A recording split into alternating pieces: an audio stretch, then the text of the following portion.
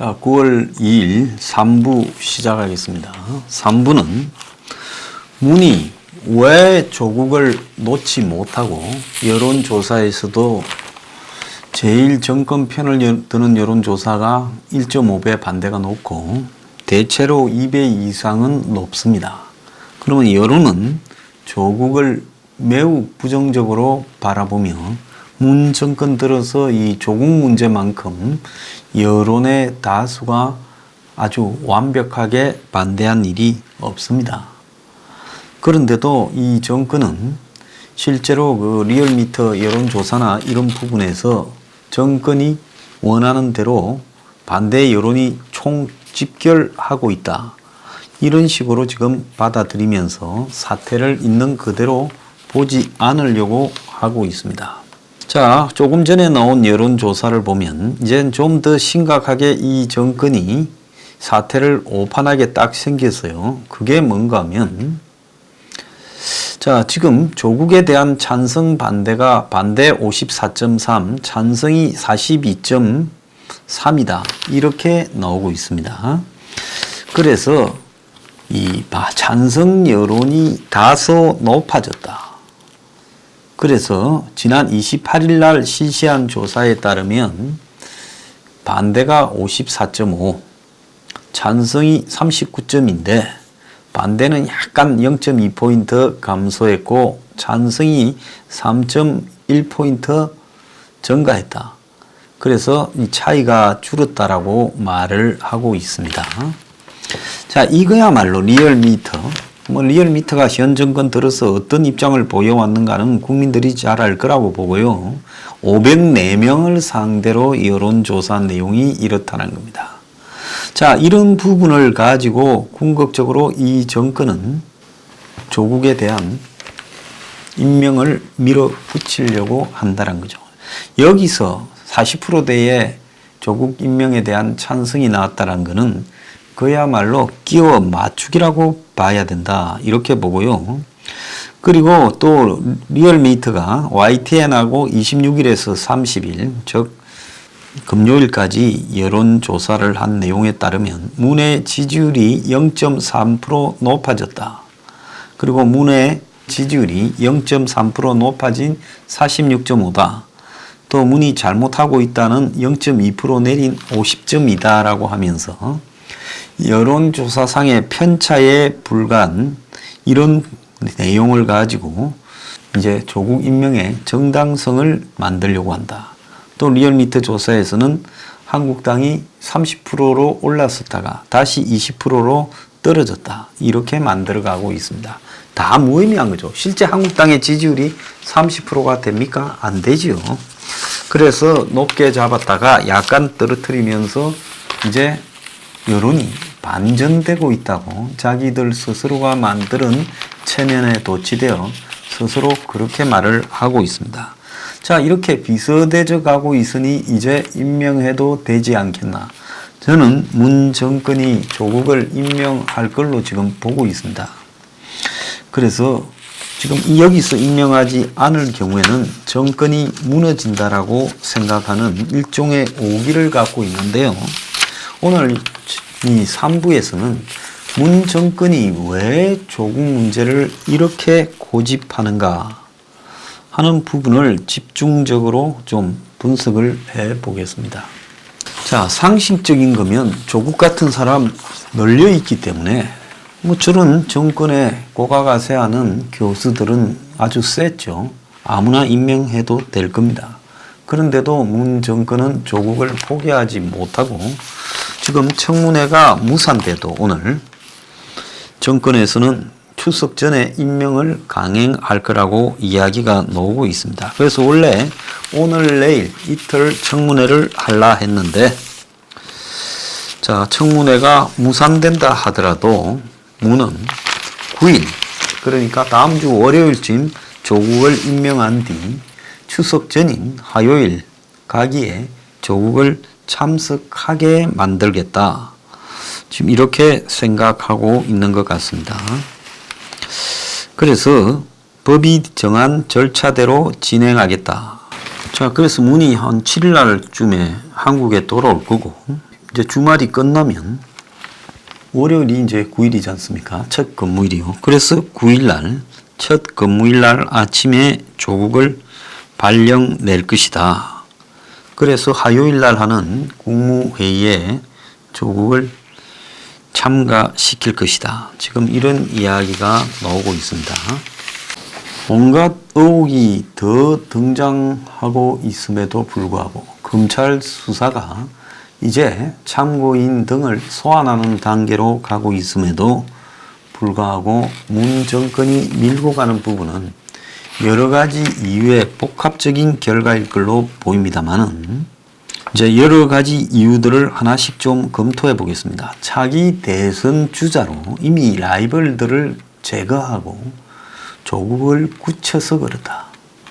지금 안희정이 깜빵에 가고 이재명이 그야말로 엉망진창이 되고 또 더 나아가서 김경수가 잠깐 갔다 오고 그래서 차기 대선 주자들이 지금 엉망진창인 상태입니다.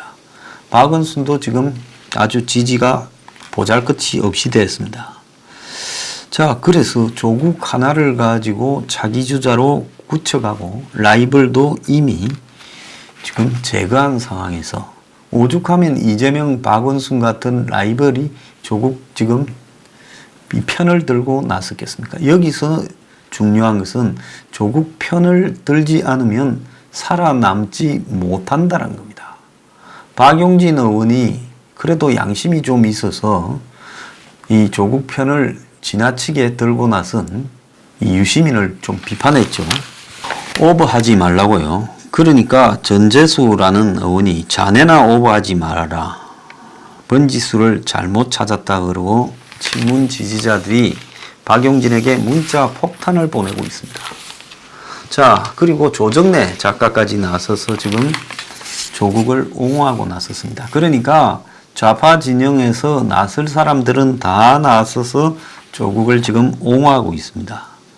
자, 조국이 2인자라서 이미 조국을 놓고 모든 차기 전국 구도를 짰기 때문에 조국을 개인적으로 좋아하든 싫어하든 관계없이 이 틀을 바꾸게 되면 그때 발생하는 혼란, 두려워서 익숙해진 길을 그냥 밀고 가고 싶은 부분. 자, 두 번째로는 매몰 비용이라는 게 있습니다. 경제학에서 나오는 그런 용어지요. 이미 투자한 게 아까워서 우리가 흔히 사업을 하다 보면 안 되는 사업에 계속 투자를 합니다. 그러면 꼬라박아 놓은 게 아까워서 여기에 손도 떼지 못하고 그래서 끝까지 그냥 돈을 빌려서 거기에 집어넣어서 그냥 같이 망해가는데 흔히 매몰 비용은 잊어라 이렇게 이야기를 하지만은 이미 조국을 놓고 많은 부분을 투자했기 때문에 이 부분에 대해서 지금 돌아가는 부분이 끔찍한 겁니다. 아니 지금까지 와가 조국을 밀고 왔는데 이제 정권 2년 반이고 하반기로 접어드는데 여기서 조국을 없애버리고 총선 대선 구도를 다시 짜. 그러니까 조국의 매몰 비용에는 총선 대선 구도를 다시 짜는 것까지도 포함되어 있는 겁니다. 자, 이 부분이 생각도 하기 싫은 거다. 저는 그럴 수가 있습니다. 2년하고 지금 3개월 동안 조국이 익숙해져 버렸어요. 그래서 모든 골치 아프거나 복잡한 문제는 조국이 나서서 다 해결을 해왔는데 이제 와가지고 조국을 잊고 다른 판을 짠다. 그건 상당히 지금 생각도 하기 싫은 부분입니다. 네 번째로는 이 권력의 아집이라고 봐야 되는데요. 자, 우리가 어떤 권력인데, 즉 우리가 촛불로 일어나서 정의롭게 집권한 권력인데 감히 검찰 따위가 우리의 검찰 개혁 쇄신에 대해 저항을 하면서 지금 뒤통수를 때려 그리고 일부 썩은 보수 언론들이 여론을 호도해 조국 그럴 수 있어. 그건 입시 제도의 문제지 다른 문제야. 그러면서 문이 지금 입시 제도의 문제로 이 사태를 언급하지 않습니까? 그래서 입시 제도를 바꿀 것을 검토해라. 이러면 조국에 대한 비난이 사라지고 문이 입시 제도를 바꾼 인물로 결국 개혁을 하는 인물로 비추어지고 이 논란의 핵심인 불공정은 제도상의 문제처럼 해석되어 버리는 그런 오류가 생깁니다. 자, 그래서 그걸 노리면서 결국은 제도 개혁과 그 다음에 검찰에 대한 본때 보이기 이런 부분 때문에 우리가 절대로 양보할 수 없다. 이것이 이제 권력 자체의 프라이드에 대한 아직과 이렇게 엮어져서 생각될 수가 있는 부분입니다. 마지막으로는 네 번째로는 문의 성격에 관한 문제인데요. 문은 한번 입력되면 변하지 않는 사람이라고 오늘 아침에 조선일보 배성규 정치부장이 이야기를 했습니다.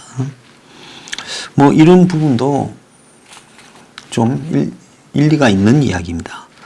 북한 문제라든지 반일 문제라든지 소주성이라든지 탈원전이라든지 또 내 사람이라는 코드를 우선시하는 인사 행태라든지 그래서 공정과 정의의 원칙을 이런 자신의 입력되어진 이념에 기반한 사고 이런 부분이 더 우선에 있어서 공정 정의와 내 원칙 이런 부분이 부딪힐 때는 내 원칙이 우선인 입장에서 이 모든 걸 해석한다는 겁니다.